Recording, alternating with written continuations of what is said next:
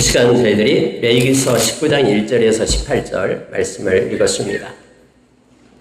여러분, 항상 모든 일은 마지막이 중요하죠.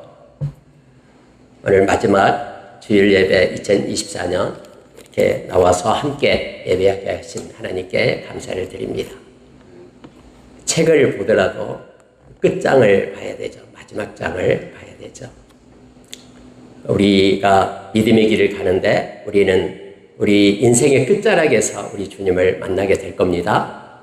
그래서 베드로전서 1장 7절의 말씀처럼 우리가 매일 고난이 오고 역경이 오는 그런 과정 가운데 우리의 믿음은 점점점 단련되고 연단되고 굳어져서 이 믿음의 확실함이 더해져서 그것은 세상에서 아무리 당금된 그러한 어떤 금보다도 정금보다도 더 귀하고 보배로워서 우리 주님이 우리의 그 믿음의 굳건함을 보시고 우리를 칭찬하시고 영광을 주고 칭찬과 영광과 존귀한 honor, 이 존귀함까지도 주신다라고 약속해 주셨습니다.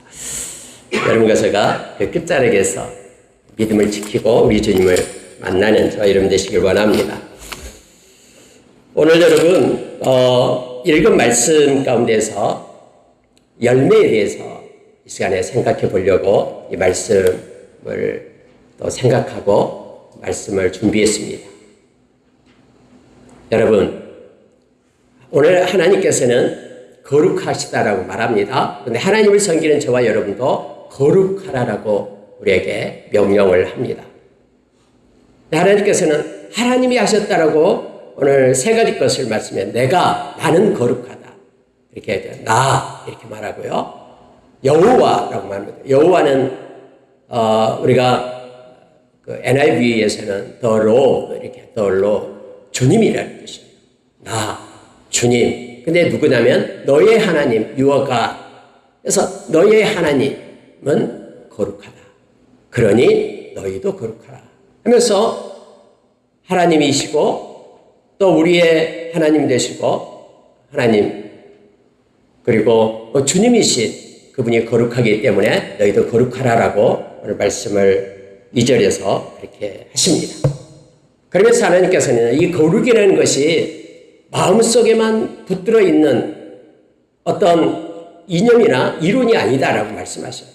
우리의 사고 속에만 머물러 있는 사변적인 그러한 실체가 아니라 이 거룩이라는 것은 반드시 열매를 삶 가운데 맺는데 그 열매에 대해서 오늘 말씀을 우리에게 주고 있는 것입니다. 그래서 여러분, 우리의 모든 삶들은 우리가 잘 알다시피 우리의 마음을 앞서지 못합니다. 우리의 삶의 모든 것들은 우리의 마음에서 나기 때문에 그렇죠. 그래서 우리의 마음에 품고 있는 우리 마음에서 맺혀진 그것들이 우리의 손끝과 발끝에서 해석됨으로 인하여 삶이 연결되는 것을 우리가 알게 됩니다. 한 해를 뒤돌아보면서 여러분과 저는 어떤 거룩의 열매를 맺고 있는가를 우리 말씀을 통해서 조명해보는 시간 되기를 원합니다. 그래서 우리의 삶 속에 이러한 열매들이 있는지 우리의 인격과 마음 가운데 이러한 열매들이 있는지 한번 되돌아보면서 하나님께 감사드리고 또 하나님 앞에 회개하고 그런 귀한 마지막 때를 마지막 시간을 말씀을 통해서 우리가 우리 자신을 살펴보기를 원합니다. 예수님께서는 우리가 잘 아는 산상수훈 마태복음 5장에서 7장 말씀을 잘 알고 있죠? 이 말씀 중에 말씀이라고 하는 산상수훈 그래서 7장 17절에서 이 열매에 대한 말씀을 하십니다. 열매에 대한 말씀을 하는데 좋은 나무가 좋은 열매를 맺는다라고 말합니다. 물론 나쁜 열매는 못된 열매를 맺겠죠. 근데 좋은 나무가 나쁜 열매를 맺을 수 없다라고 말하고 있죠. 가시나무가 포도송이를 열 수가 없다라는 거예요. 그래서 모든 것들은 열매로 그 나무를 알아야 된다라고 우리에게 가르쳐주고 있습니다. 여러분, 우리가 믿음을 가지고 있으면 믿음에는 역사가 있다고 데살로니가 전서에서 말해주고 있죠. 사랑이 있다 그러면 사랑은 수고가 나타나야 되고요. 소망이 있으면은 소망에는 인내가 나타나야 되죠. 하나님의 말씀을 붙잡고 있다 그러면은 삶 가운데 능력이 나타나게 되고요. 성령에 매여 있고 성령의 사람이다라고 말하면 삶 가운데 희락이 나타나야 됩니다.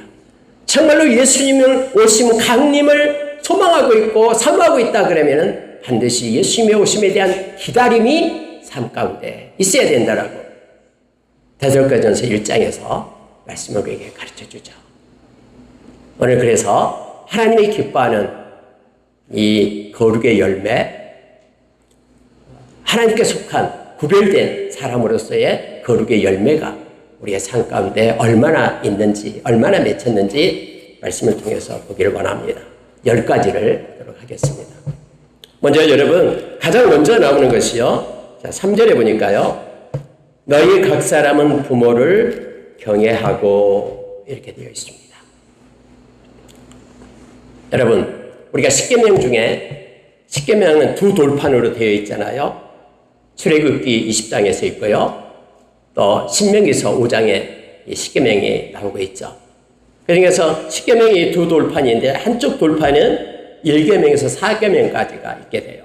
이것은 하나님에 대한 계명이죠. 다음에 5계명부터 10계명까지는 또 다른 돌판회가 있는데 이건 이제 사람, 인간 관계에 대한 계명이 되죠.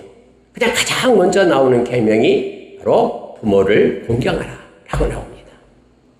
이 부모를 공경하는 것은 약속이 있는 계명이다, 첫 계명이다라고 말하면서 이 땅에서 하나님께서 너를 장수하게 하고 복을 줄 거라고, 하늘의 복을 주겠다라고 약속이 있는 그러한 계명이 바로 부모를 공경하라라는 개념입니다. 계명이죠. 오늘 근데 갑자기 여러분, 아니 거룩을 얘기하면서 왜 가장 먼저 나오는 것이 부모님에 대한 경외함이 나올까요? 부모를, 눈에 보이는 부모님을 경외하지 못한 자가 어떻게 눈에 보이지 않는 하나님 아버지를 경외할 수 있겠습니까? 이것은 요한사도가 요한일서 4장에서 줄곧 우리에게 말씀해주고 가르쳐주고 있는 내용입니다. 그래서 부모를 경외하는 것을 경외하라라고 먼저 이것이 거룩한 열매다라. 거룩, 즉 하나님께 구별되어 하나님께 속한 자들에게 마땅한 것이다라고 우리에게 성경은 말해줍니다. 여러분, 경외하다라는 것은 두 가지 큰 속성이 있습니다. 첫 번째 속성은 두려워하다라는 뜻입니다. 두 번째 속성은 사랑한다라는 뜻이죠. 그래서 우리가 하나님을 경외한다라는 것은 하나님을 두려워하는 거예요. 무슨 일을 시작할 때마다 계획하고 행할 때마다 먼저 그래서 하나님을 기억하고 하나님 앞에 우리가 서는 것이 그게 경외죠. 그리고 하나님을 사랑함으로 순종하는 것이 경외임을 우리에게 가르쳐 줍니다. 부모님을 경외하라고 말합니다. 왜요? 하나님께서 부모님을 통해서 우리를 이 땅에 존재케 했기 때문에 그렇습니다. 하나님이 거저 하늘에서 우리를 떨어뜨리는 것이 아니라 부모님을 통해서 우리가 이 땅에 존재케 하고 하나님께 영광 돌리게끔 하나님의 자녀로 우리 부모님을 통해서 우리를 부르셨기 때문에 그렇습니다. 이 세상에서 가장 큰 사랑 중에 부모의 사랑만큼 큰 사랑이 없습니다. 부모님들은 자녀를 위하여 정말로 사랑합니다. 무조건적 사랑으로 사랑하고 있음을 보게 됩니다. 그래서 여러분, 특별히 거룩의 열매를 가진 자, 즉 거룩, 분리되어서 세상으로부터 분리되어서 하나님께 속한 거룩한 하나님의 백성들, 저와 여러분은 부모님을 경외할 것을 성경은 말해주고 있습니다. 우리가 여러분 디모데전서 5장 8절에 보면은 거기에는 과부에 대한 내용이 나와요. 근데 어떤 내용이 나오냐 그러면요, 만약에 그때 60세 이상 얘기도 나옵니다. 60세 이상 그들은 먹고 살 수 있는 경제적인 힘이 없으니까 교회에서 그들을 돌봐줘라라고 그렇게 말합니다. 근데 만약에 자녀들이 있다 그러면은 반드시 자녀들이 그의 부모님을 그렇게 봉양하고, 친척이 있다 그러면 반드시 그렇게 하라라고 명령을 합니다. 근데 만약에 자기의 가족을 돌보지 않는다 그러면은 그는 불신자보다도 더 악한 자라고 그렇게 표현하고 있는 거예요. 이 말은 무슨 얘기냐면 하나님께 속한 자는, 하나님의 자녀는 부모님을 경외하며 그러한 구별된 삶을 살아갈 것을 요청합니다. 이게 거룩의 열매입니다. 하나님께 속해 있다라는 첫 번째 열매가 바로 부모에 대한 경외에 있다라고 성경은 가르쳐 줍니다. 근데 우리가 디모데후서 3장 1절에서 5절의 말씀을 보면은 마지막에 말세의 고통의 때가 이른다라고 말하는데요. 여러분 그때 중에 그 하나가 막 여러 가지 일들이 나타나요.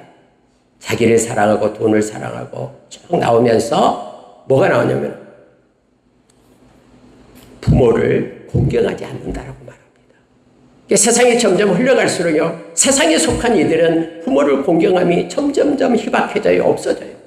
그러나 거룩에 속한 자, 하나님께 속한 자, 거룩한 열매가 부모를 경외함이 있음을 우리가 기억하고 부모님 경외함을 우리가 가지고 산 가운데 열매로 맺는 우리가 되기를 원합니다. 여러분 두 번째는요, 안식일을 지키라라고 말하고 있습니다. 경외하고 안식일을 지키라. 그러니까 우리 집사님 기도 중에도 안식일을 우리가 지킨다라고 이렇게 모여서 안식일을 지킨다라고 말하고 있죠. 물론 여러분 우리 주님께서 우리에게 영원한 안식을 주신 날이 바로 이 주일이에요. 안식일의 주인은 우리 주님이시다라고 우리에게 말씀했죠. 그래서 저와 여러분이 일주일 중에서 가장 귀한 날로 이 날을 정하고 다른 어떤 것보다도 우선순위를 와서 주일을 성수하며 우리에게 영원한 안식을 주신 십자가에서 당신의 생명을 놓고 부활하심으로 인하여 우리에게 영원한 안식을 주신 주님을 우리가 예배하고 찬양하고 영광을 돌리는 거예요. 우리의 믿음의 선진들이 그래서 주일날 정한 시간에 모여서 하나님 앞에 우리에게 안식을 주신 주님을 찬양하고 예배를 했습니다.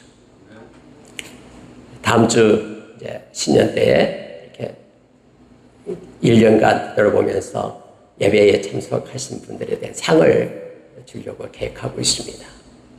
여러분 다른 일보다도 우리에게 안식을 주신 그런 주님 부활하신 날 주일날 주님께 먼저 와서 예배를 드리고 영광을 돌리는 저와 여러분의 모습이 주님 오실 때까지 계속되기를 원합니다. 하나님께서는 정한 것을 좋아하십니다. 하루 중에서 내가 내 인생에, 이 인생이 생명이잖아요. 내가 정해놓은 그 시간, 기도의 시간도 내가 정했다면 그 시간은 하나님 앞에 엎드려 하나님 앞에 기도하는 것. 아니 뭔가 시간을 정해놔야지만 하나님께서 복을 준비하고 계실 것 아니에요. 정한 시간에 하나님과 약속된 내 개인간의 약속도 마찬가지예요. 하나님을 만나는 그 시간 정하고 하나님과 교통하는 저와 여러분이 있기를 원합니다. 그러니까 거룩이라는 것은 하나님께 속한 것이기 때문에요. 하나님과 약속한 그런 정한 시간에 예배하는 것을 너무 기뻐하십니다. 안식일 날 우리에게 영원한 안식을 주신 하나님을 찬양하고 예배로 나가기를 원합니다. 여러분 골로새서 2장 16절 17절에 보면은 구약에는 안식일이 토요일이었죠. 그리고 이것이 구속사적 흐름 속에서 점점점 발달해 가죠. 우리가 출애굽기 20장에서는 안식일을 지키라면서 하나님께서 6일간 천지를 창조하고 마지막 날 쉬셨기 때문에 그렇게 하나님을 기억하면서 안식일을 지키라라고 말합니다. 근데 이것이요, 우리가 잘 아는 신명기서 5장에 가서는 하나님께서 애굽 땅에 종되었던 너희들을 하나님께서 모세와 아론을 통해서 이끌어냈잖아요. 노예에서 이끌어내서 자유를 주신 그 하나님을 찬양하기 위하여 안식일을 지키라라고 말합니다. 근데 여러분 골로새서 2장 16절 17절에 와서는 성경은 그렇게 우리에게 말해주고 있는데 무슨 얘기를 하냐면요, 자, 어떤 절기나 또 초하루 그리고 여기 말하는 안식일 이것 때문에 너희를 비방하지 못하도록 하라. 그러면서 이 모든 것들은 장래 일에 대한 그림자이고 이제는 시체는 예수 그리스도라고, 몸은 예수 그리스도라고 우리에게 말해주고 있죠. 다시 말하면 예수님은 모든 구약의 율법을 완성하신 분이시죠. 그래서 구약은 예표적으로 나타나고 우리 주님이 십자가에 죽으시고 부활함으로 인하여 안식일의 주인 되신 우리 주님이 영원한 안식을 우리에게 주신 날, 부활함으로 주신 날이 부활 그 주일이기 때문에 우리는 주일날 모여서 영원한 안식을 주신 우리 주님께 예배를 드리고 있는 것입니다. 우리의 믿음의 선진들이 주 안에서 모든 것이 다 이루어졌음을 우리에게 가르쳐 줍니다. 그래서 여러분, 이 거룩의 열매는 바로 하나님께 예배에 있음을 보게 됩니다. 정말로 하나님 앞에 예배하는 것을 다른 것보다도 우선순위에 놓고 가치에 두고 그걸 행하고 있다 그러면은 저와 여러분은 거룩의 열매를 맺고 있는 것입니다. 세 번째로 여러분 오늘 말씀 보면은요.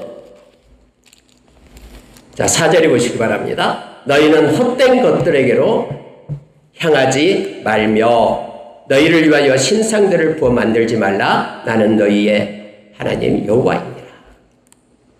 여러분, 하나님께 속한 자는 그 특징이 뭐냐면 하나님이 아닌 다른 것을 섬기지 않습니다.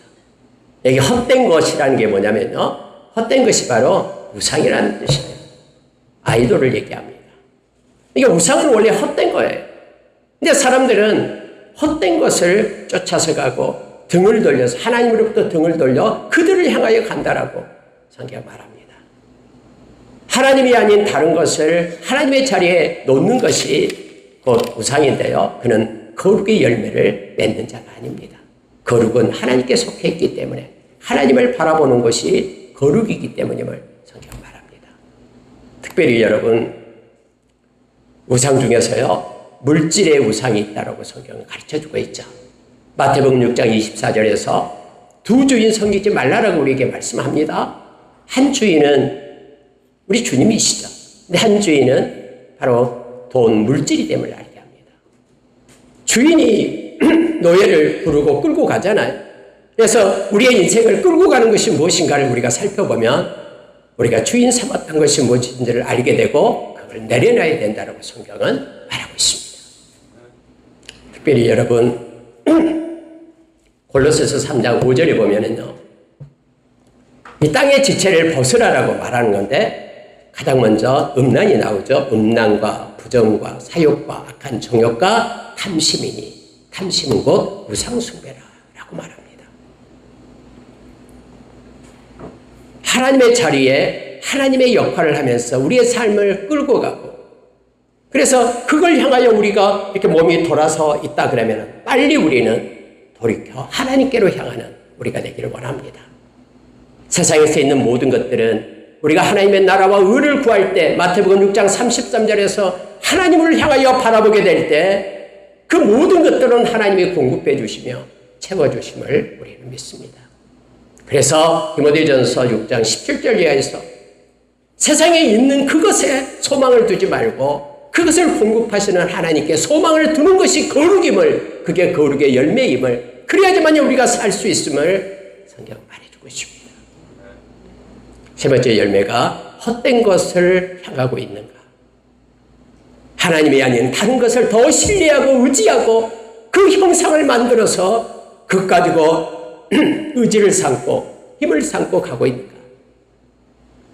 만약에 그렇다면 빨리 돌이켜 거룩의 자리로 돌아오는 저와 여러분 되시기를 원합니다.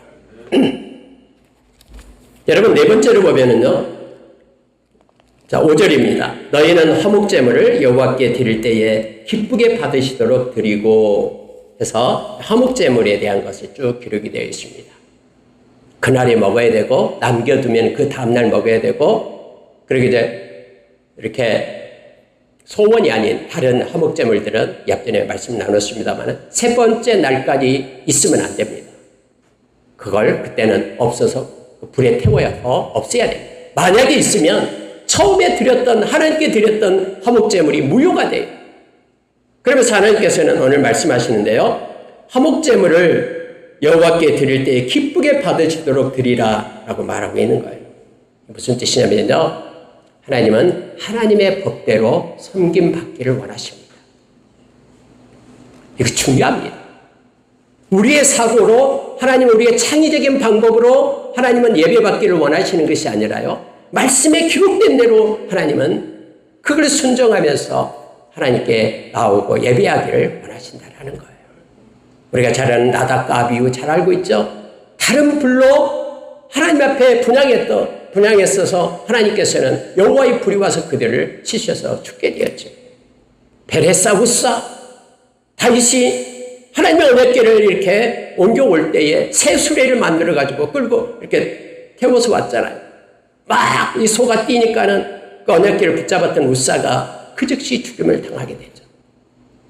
놀래가지고 다윗이 아니 내가 이렇게 열심을 다해서 여호와의 궤를 가지고 오는데 왜 이럴까 하면서 무서워서 오벳 에돔 집에다가 놓고 가잖아요. 안 가지고. 근데 3개월 안에 3개월 되니까 하나님의 에벳오뎀 집에 복을 내렸다라는 사실을 알게 되고 다시 언약궤를 가져올 때는 말씀대로 채로 뛰어가지고 제사장들이 어깨에 메고 돌아오게 됨을 보게 됩니다. 여러분 하나님이 왜 그럴까요? 아니 하나님이 왜 이렇게 융통성이 없이 왜 그럴까요? 네 여러분 중요한 게 있습니다. 하나님은 하나님의 방법대로 순종하며 하나님께 나오는 것을 하나님은 원하시고 그걸 기쁨으로 받으신다고 말합니다. 요한복음 3장 36절에서는 이 믿음을 순종이라고 말합니다. 순종이라는 것은 하나님의 말씀에 대해서 그대로 순종하는 것을 말합니다. 요한계시록 22장 18절 이하에서 하나님의 이 계명에 이 정해진 계시의 말씀에 더하면은 재앙을 더할 거고 말씀을 빼고 부분만 섬기면은 부분을 가지고 순종하면은 거룩한 성에 들어가는 것, 생명나무로 나아가는 길에서 빼버리겠다고 말합니다. 우리는 거룩이다라는 것은 하나님께 속한 거고 하나님의 방법대로 살아가는 것을 얘기합니다. 그래서 우리의 머리로 이해가 되지 않아도 때로는 우리의 지식이 도저히 해석이 되지 않아도 우리는 말씀을 우리의 이상 앞에 두고 살아가는 것이 거룩임을 이게 거룩의 열매임을 성경은 가르쳐주고 있는 거예요. 하나님의 법대로 우리는 예배하기를 원합니다. 그래서 예수의 제자들은 예수의 말씀에 거하는 하나님의 말씀에 거하는 자만이 예수의 제자예요. 요한복음 8장 31절에서 우리에게 가르쳐줍니다. 인생이 끝나고 저와 여러분은 하나님의 심판대 앞에 서게 될 겁니다. 그때 기준이 뭐냐면 하나님의 말씀이다. 예수께서는 우리에게 가르쳐줍니다. 아무리 세상의 풍조가 이렇게 흘러가도 하나님의 말씀이 아닌 것은 우리가 그 자리에 서야 돼요. 99명이 다 가도 내가 혼자라도 그 자리에 서 있어야 됩니다. 왜요? 말씀이 아니기 때문에. 다섯 번째로 여러분 9절 한번 보시기 바랍니다.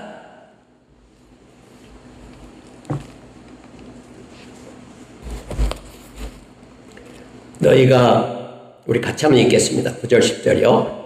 너희가 너희의 땅에서 곡식을 거둘 때에 너는 밭 모퉁이까지 다 거두지 말고 내 떨어진 이삭도 줍지 말며 내 포도원의 열매를 다 따지 말며 내 포도원에 떨어진 열매도 줍지 말고 가난한 사람과 거류민을 위하여 버려두라. 나는 너희의 하나님 여호와니라.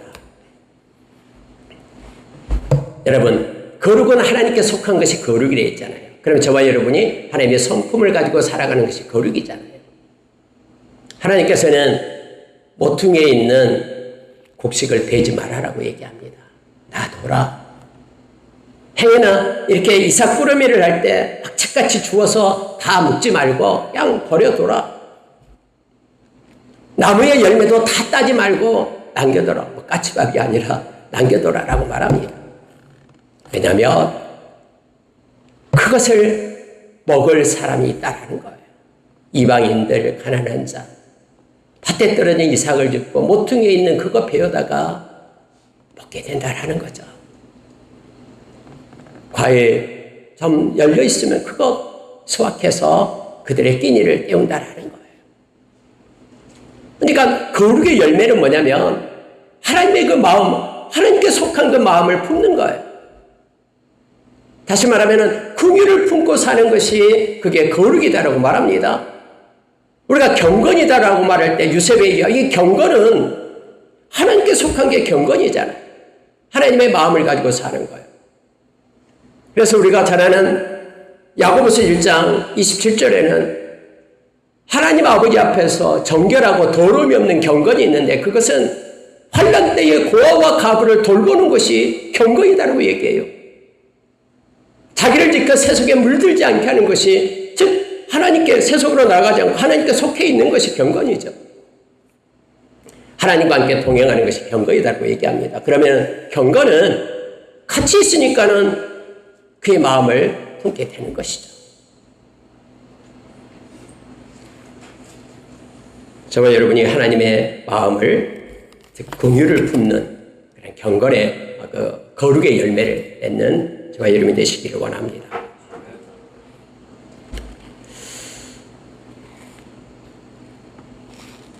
마태복음 19장 21절에 보면은요,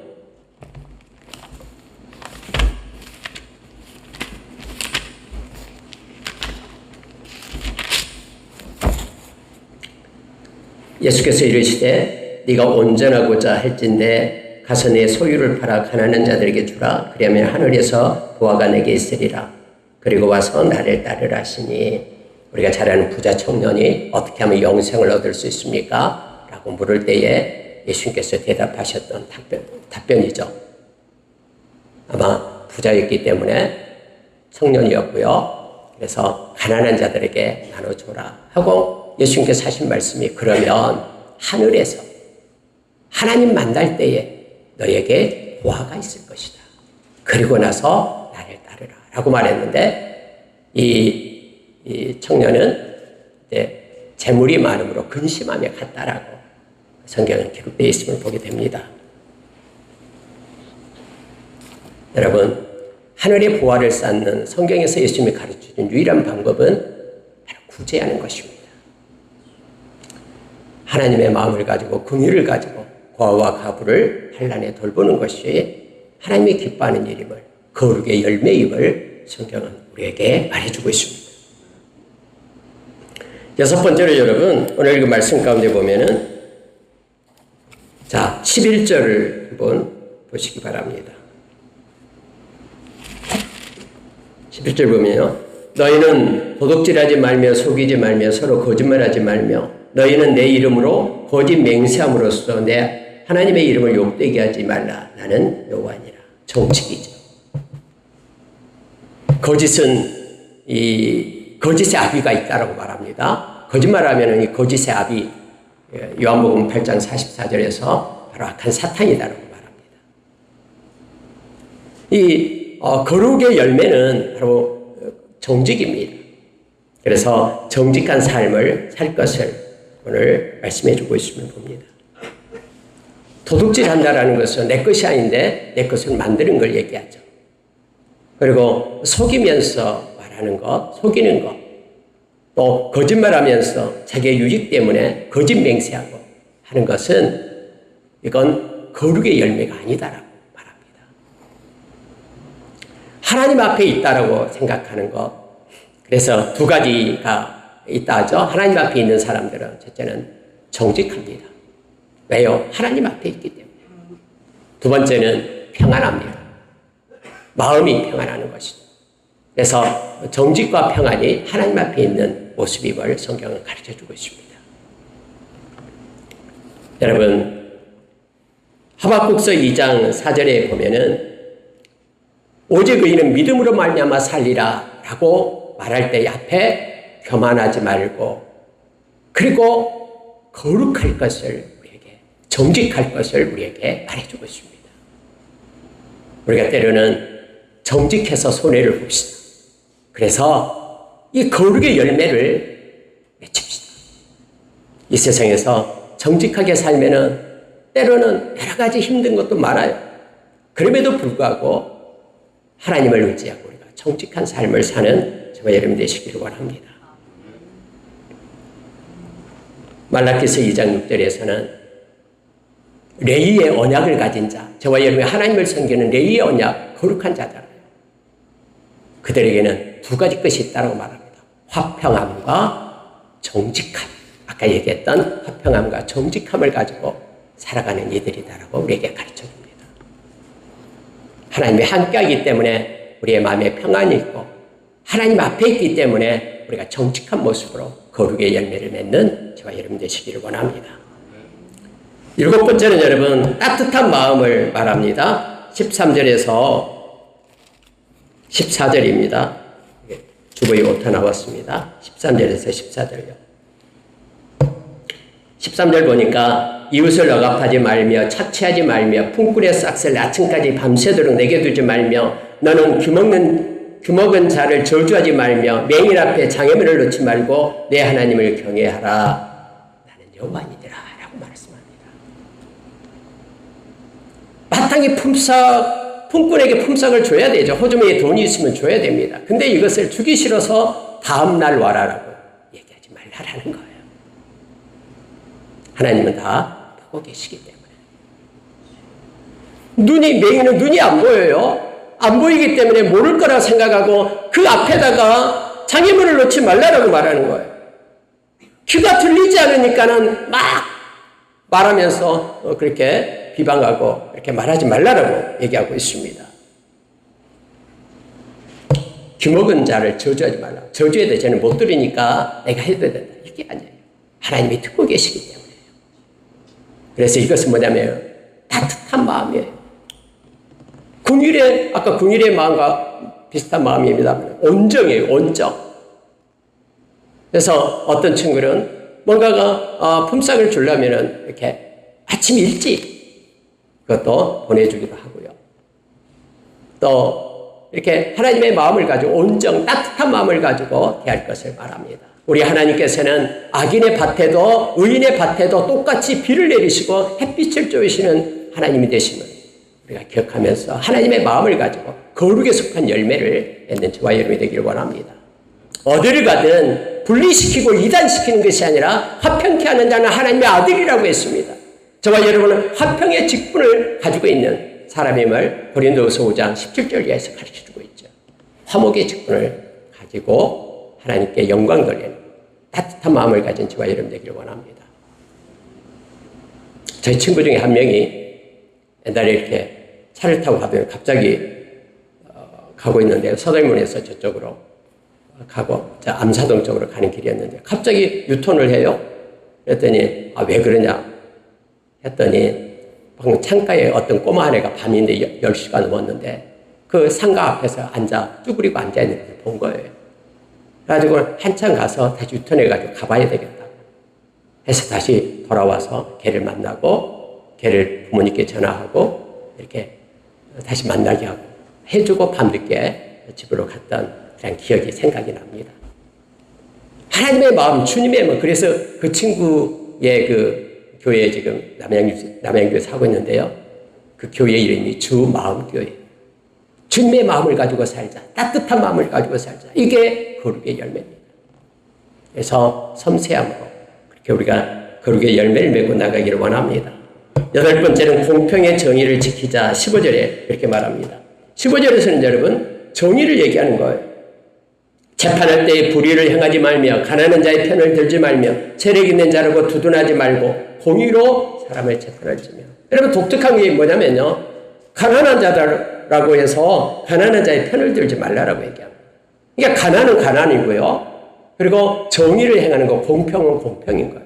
그러니까 공평은 가난한 자든 정직한 자 부유한 자든 똑같은 추를 가지고 대하는 것이 공평임을 말하고 있습니다. 물론 우리는 특히 우리가 야고보서 2장을 보게 되면은 회당에 금가락귀를 끼고 아름다운 옷을 입은 사람이 들어오고요. 남는 옷을 입은 사람이 들어올 때 너희는 편애하지 말라고 말하죠. 이것은 공평하지 않다라고 말합니다. 그래서 너는 아무 데나 앉고 당신의 좋은 자리에 앉으소서라고 말하면 악한 생각으로 판단하는 것이 아니냐 하면서 공평의 그런 추를 가질 것을 말하고 있습니다. 호주머니 안에 2가지 추를 가져서는 안 됩니다. 그리고 2가지 배를 가지고 살아서는 안 된다고 말합니다. 저와 여러분은 하나님의 그 속성을 가진 공평의 정의를 가지고 사는 자 되기를 원합니다. 하나님이 이걸 기뻐하셔요. 그래서 미가서 6장 8절에서는 이 정의를 가지고 살아가는 것을 기뻐하신다라고 우리에게 말해주고 있죠. 인자와 정의와 그리고 겸손을 가지고 살아라라고 말합니다. 저와 여러분은 하나님의 심판대 앞에 있게 될 겁니다. 그때 우리는 우리가 인생에서 살아왔던 모든 것들을 다 고백하게 된다라고 로마서 14장 10절에서 이렇게 말해줍니다. 9번째로 비방하지 말라라고 말합니다. 예수님께서도 비판하지 말라 이렇게 말하죠. 왜냐하면 그 비판한 그 비판으로, 그 헤아리는 그 헤아림으로 네가 받게 될 것이다 라고 가르쳐주고 있습니다. 사랑은 모든 허물을 덮게 됩니다. 비판한다는 것은 팩트를 말한다고 해서 팩트하고 비판은 다르죠. 다시 말하면 그 의도와 목적을 10가지 중에서 한 가지라도 좋은 게 있으면 그것을 말하고 허물을 가리는 사랑으로 살 것을, 이게 거룩의 열매다라고 우리에게 말합니다. 앞으로 비방할 일이 너무나 많을 겁니다. 세상은 점점 그렇게 가고 있기 때문에. 디모데후서 3장 1절에서 5절의 말씀처럼 교만하고 자랑하고 비방하고 무정하고 거룩하지 않고 이러한 일들이 수없이 앞으로 일어나게 될 겁니다. 저와 여러분이 비방하는 것 대신에 격려하고 위로하고 기도하는 저와 여러분 되시기를 원합니다. 마지막으로 여러분, 형제를 견책하고 사랑하라, 이 내용이 나오고 있습니다. 17절 18절에 나오고 있는데요. 우리는 견책을 잘 못합니다. 근데 정말로 그 친구가 이제 한 발만 더 내디디면은 그곳에서 생명을 잃게 된다 그러면 우리는 견책할 수밖에 없죠. 사랑하기 때문에 견책하라고 말합니다. 그래서 옳은 대로 돌아오게 한다 그러면은 다니엘서 12장 3절의 말씀처럼 그는 궁창의 빛처럼 그렇게 빛나게 할 것이라고 하나님이 말씀해 줍니다. 우리는 누가복음 6장에서 27절 28절에서 예수님께서 더 나은 의를 가진 저와 여러분, 거룩의 열매를 맺게 될 저와 여러분에게 원수를 사랑하라라고 말합니다. 그리고 우리를 미워하는 자를 선대할 것을 말하고 있죠. 저주하는 자를 축복하라고 말합니다. 우리를 또 그렇게 힘들게 하고 지치게 하는 그를, 특히 모욕하는 자를 위하여 기도하라고 말하고 있습니다. 말씀을 마치겠습니다. 여러분, 거룩은 죄송합니다. 우리의 머릿속에만 있는 것이 아니고요, 거룩의 열매가 우리의 삶 가운데 있다라고 오늘 말씀을 우리에게 가르쳐줍니다. 저와 여러분이 1년을 뒤돌아보면서 나에게는 얼마나 거룩의 열매가 있는지 뒤돌아보고 내년에는 이러한 거룩의 열매가 우리의 삶 가운데 많이 열려 우리 하나님께 영광 돌리는 저와 여러분 되시기를 예수의 이름으로 축원합니다. 함께 기도하겠습니다.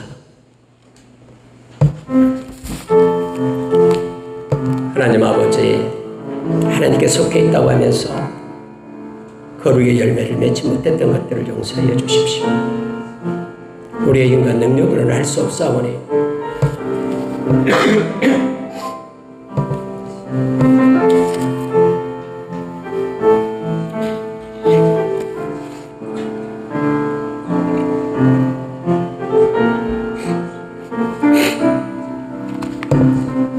성령의 인도하심을 받기를 원합니다. 아버지, 새 힘을 주시고 우리와 함께하여 주시옵소서.